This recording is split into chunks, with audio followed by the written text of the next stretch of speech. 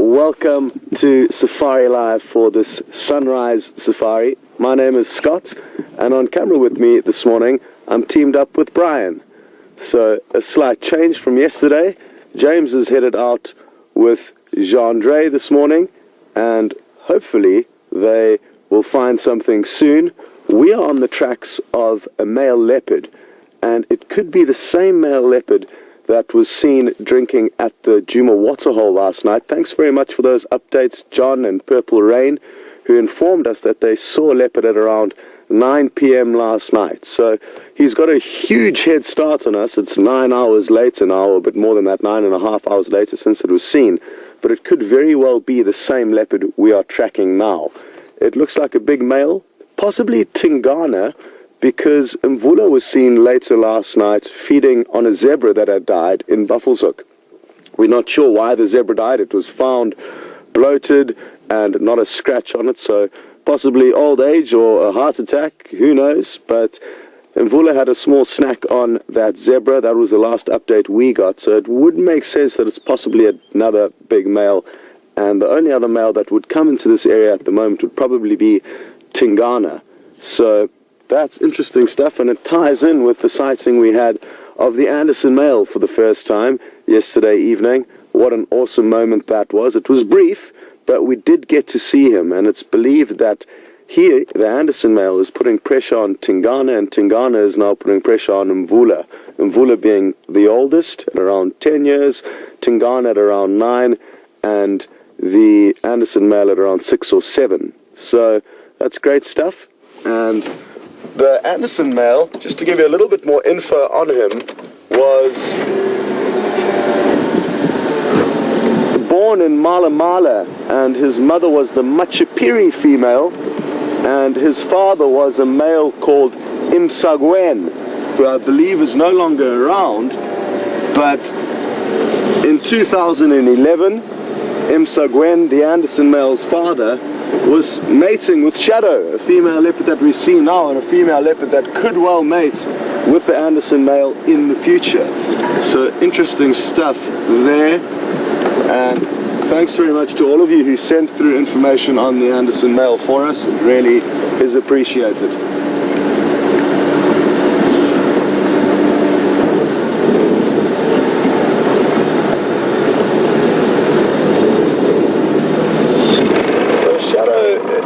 Was 5 or 6 years old when she was mating with Imsagwen, Anderson's male, Anderson's father rather.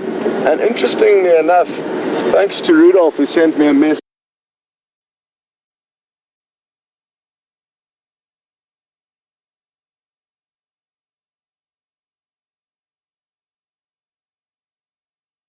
and to the north. Good.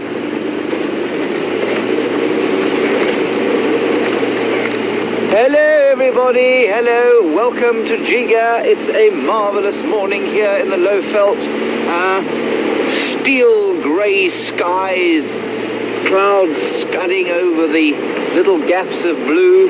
Give it sort of an eerie atmosphere this morning.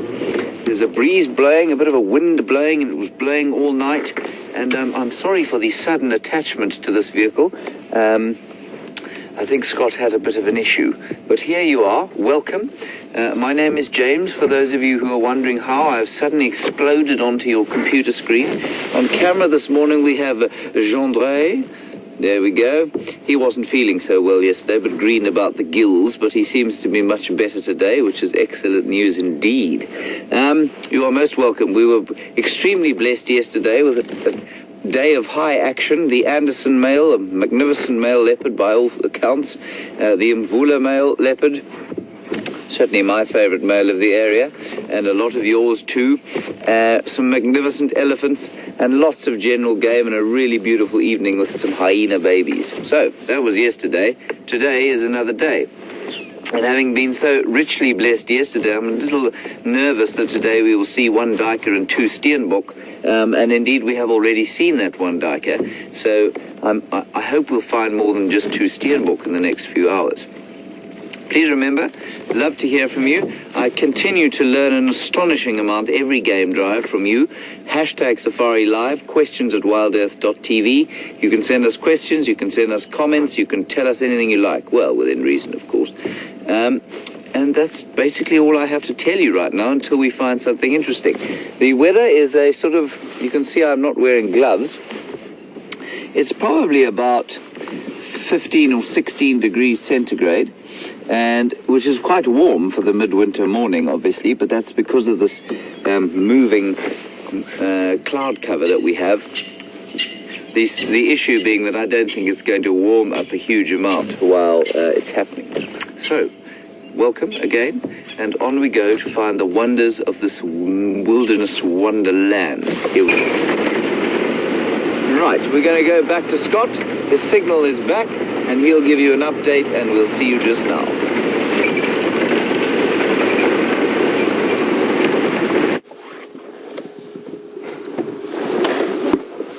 Welcome back, and huge apologies for the break in signal a little bit earlier, but at least you got to say good morning to James. And as we were discussing, it's been really interesting, the leopard dynamics and changes in territories at the moment. So we are certainly very fortunate to be in an area where all this change is happening, because we are in the likely position of hopefully seeing some kind of action and disputes between not only the male leopards, but also the lions of the area. There's been quite a lot of movement between territories of the big cats, and we're really looking forward to hoping to share some of that action with you. Now, the Anderson male, like we said, was seen for the first time on Safari Live yesterday, and it would be wonderful if we could find Tingana this morning. It is potentially his tracks who I'm following. That way we would see all three major dominant leopard in our area of operation within 24 hours. Mvula and the Anderson male were both seen on the yesterday's sunset safari, and if we could crack Tingana today, it really would be great. I'm just parked here waiting to listen for any useful audio that may help us find out where these animals could be. And it's interesting to hear while we sit and wait that a lot of the viewers have noticed some interesting differences on the Anderson male that will help us to differentiate him from Tingana and Mvula. One of which is his very pale, almost light blue colored eyes. Another one that I've been told is that there's apparently a U shape quite clearly on his head. So there's a few characteristics already that you, the viewers, have picked up on, and it's going to be wonderful to understand him better over the coming months. He did appear a little bit nervous of our vehicle. Possibly it was because it was the first time he's seen this slightly different shaped vehicle to what he would have been used to. So he could be a little bit nervous.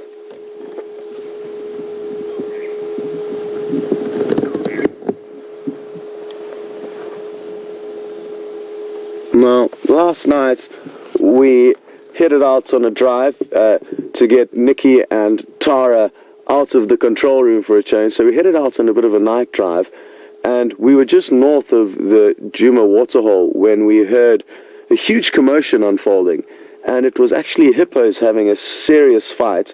We didn't get to see too much of the fighting because it was in quite thick bush, but we did see that one of the hippos was quite badly wounded. He had a series of lacerations on his hind quarters, but one really deep gash between his back legs. So it'll be interesting to see if we see any further sign of that injured hippo. They're very tough and resilient animals, so even though their wounds may look very bad, they can often heal and recover. So that's something to think about. And it'll be also interesting to know if any of you heard that strange audio from the Djuma waterhole cam last night, because it wasn't too far away, although it was quite a windy evening, and that wind was blowing in the wrong direction away from the waterhole, so it may have blown that audio away from the receiver. But interesting also that they were fighting out in the middle of the bush. They weren't even fighting over a receding waterhole that, you know, they could have been felt more pressure to fight over because of the lack of space. But they were just out in the open, and maybe it's the lack of food that they're fighting over. So there was a dispute between the hippos. We're not sure if it was dear old Bob from Buffelshoek Dam but we will certainly keep you updated on any signs of the hippo and what's going on with them. Well, we've been waiting here for a few minutes now, and it's always a tough thing how long to invest in listening as opposed to driving and looking for the animals. But what I'm going to do is I'm probably going to hop out the vehicle here and have a close look for any further tracks. Because it is overcast today, we're not getting the sun casting shadows on the tracks. So it's a term we'll use as flat light that is very difficult to find tracks in. So I'm going to have to get off and search quite closely on foot to see if Tingana has come this way. If it was Tingana, a big male leopard at least. We saw his footprints earlier, and they veered off a road in this general direction. So I'm hoping with a short investigation here, we may pick up on where his tracks are. And before I jump off and leave you to watch me tracking, we're going to send you back to James, and hopefully I'll have some great news for you shortly. We'll see you later.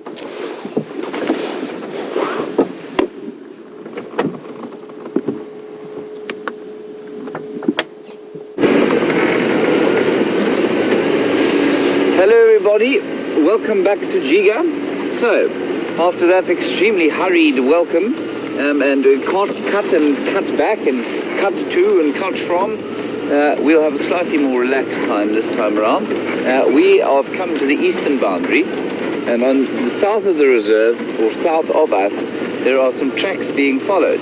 And those tracks are of two lionesses and their little baby cubs from the Styx Pride. And for those of you who don't know the Styx Pride or the Styx Breakaway, it's all very confusing. There are apparently two Styx Breakaways. This one consists of two lionesses and three cubs of about that big, which is really very sweet. And they're heading north towards here. They haven't crossed the boundary yet, so we're sort of hanging around in that area and just checking that they don't come across, because to spend time with lion cubs like that is a rare privilege. So that's our general plan, modus operandi for the day, or for the morning.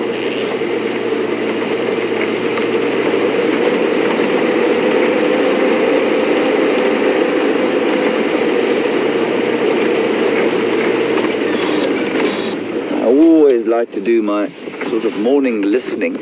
And while we're listening, Jeandré, can you just go up towards that nest there?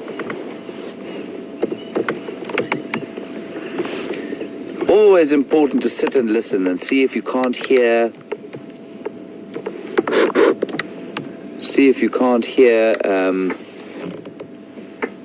alarm calls or bird calls that might give away the presence of other animals. So we're just going to have a listen for 10 seconds, and then I'll tell you about that nest.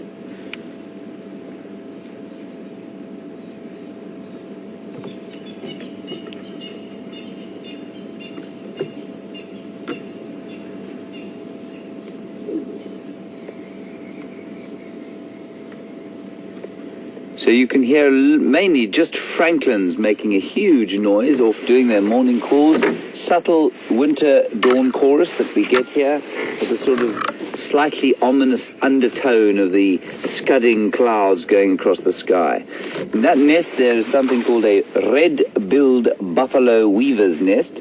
And that's sort of like an apartment block. I don't think there are any red-billed buffalo weavers in it right now, but it's like a little apartment block where they all live. The couples sort of set up shop in individual little chambers, and they have their babies there, and then they go out foraging together. It's quite a nice little communal setup that they've got.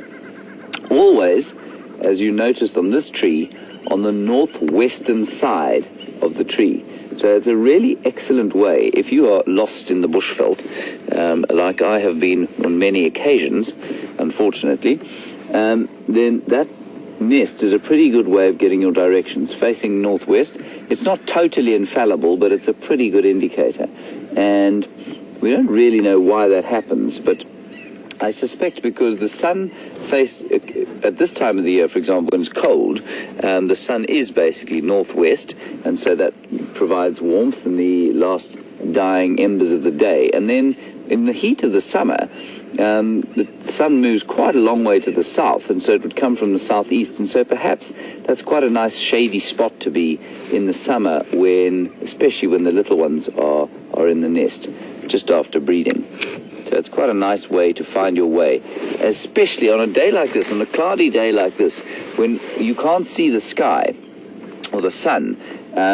If you're not familiar with an area, it's astonishing how easy it is to get lost, because there's very little obvious topography in an area like this. No mountains, no rocky outcrops that you can see from just about anywhere. And so it's pretty difficult on a day like this to find your way around if you don't know the roads. Luckily now I've become quite familiar with the roads, and so it's not particularly difficult at the moment. Red-billed buffalo weaver. Right, on we go. I hear no alarmed animals yelling, no squirrels chirruping away in terror, and no francolins shouting in objection at the sight of a predator.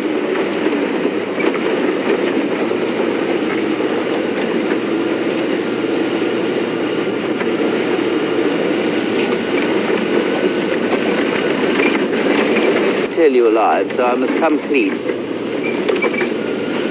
You don't need to film here, Jeandré, I'll just pick a piece. There is a tree here.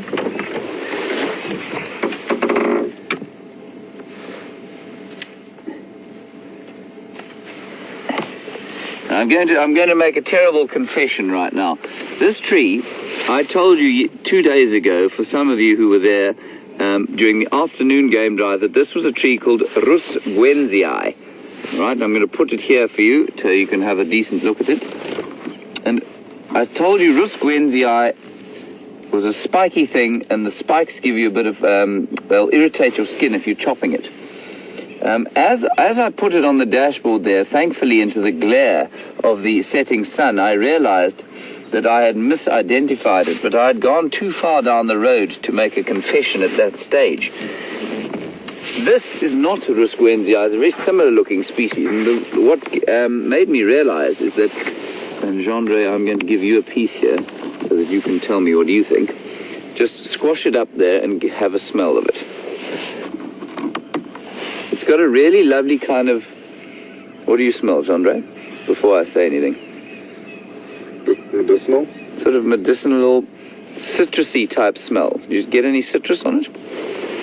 And I think it's actually something called Veprus reflexa, not Rus Gwenzii.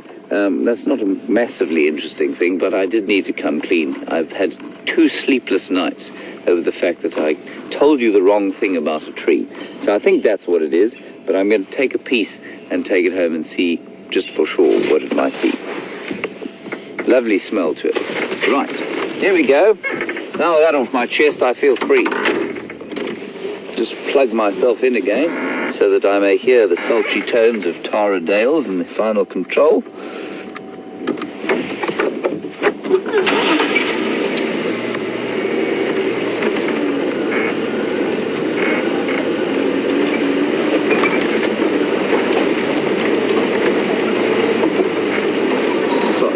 Sorry, Jeandré, I'm going to have to go back again.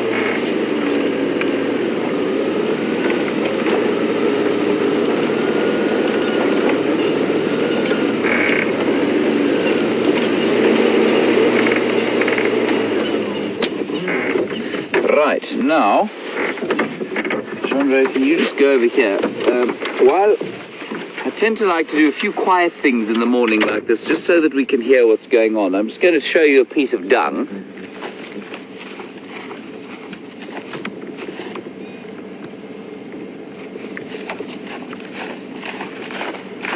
And I must just reiterate, if you're a young viewer at home, or even if you're an adult and perhaps have a slightly more childish bent, don't go picking up dung in the bush and then not washing your hands, because it's not particularly hygienic. But this is pretty old. Now this, as I can see, is zebra dung, and you can tell that from the fact that it's entirely made of grass, and it's not nearly as finely eaten up as something like a ruminant would eat it up. So if you get a piece of impala dung or buffalo dung, that's really far more finely chewed than this piece of zebra dung. And the reason I've picked this here is that when I first saw it, I thought it was going to be warthog dung. Warthogs produce dung that looks almost exactly the same as zebra dung at first sight. but because the zebra's bottom is at a greater height, it tends to fall in a more spread out manner than it does from a warthog. So that's quite a nice way of being able to tell the difference between the two. Oops. I just dropped some into the car. Oh well. Bjorn will be upset when he takes his vacuum cleaner to it. Righty-ho. On we go.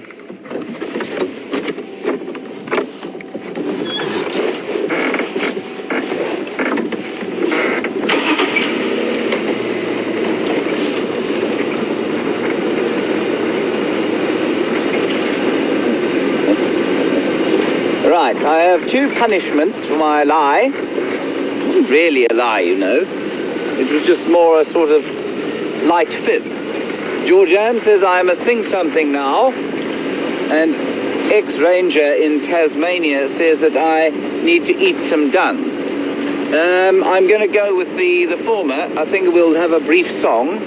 I've just got to think about what song it's going to be.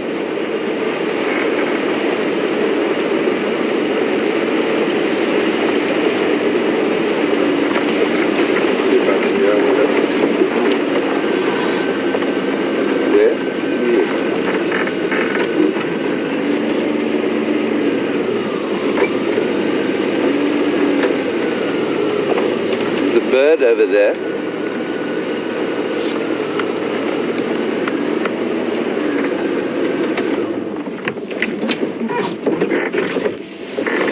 We've got a bird over there. And while we look at it, I'm just going to answer a question for Chris Rowe Cropper. Chris, you want to know exactly where that zebra is. I'm not sure how. You're probably quite familiar with the map, given your familiarity with what we do here. So there's a road called Gowrie Main that junctions with our northern boundary, and the dead zebra, oh, beautiful, look at that.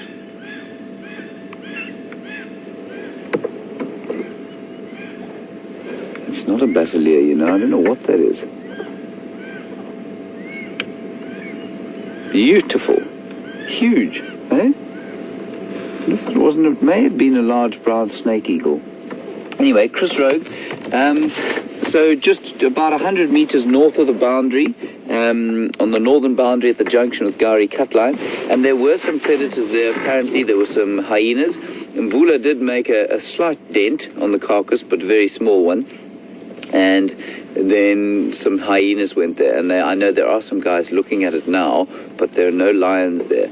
There are still lions around the buffalo kill that the Nkuhuma Pride made. They came back there last night, and they were chased off by that Styx male again. And the 5 Birmingham males apparently were seen somewhere around Buffelshoek as well. So for those of you who don't know, this is all sort of north of the reserve that we're on now. We're on a little piece called Juma, and we're on the southern end of that. And then nice question from, just hear that bird's calling again. A nice question about colic. Now, for those of you who don't know, colic is a stomach issue that horses get quite a lot of, and it's a fairly major killer in domestic horses. It's a thing that you've got to watch out for the most. And they can, if they get colic, which is a sort of bad stomach ache, if you like, they will roll and often twist the gut, and that twisting of the gut will result in death pretty quickly. So I've seen many horses treated for colic. And there was a question about whether colic is a major killer of zebra.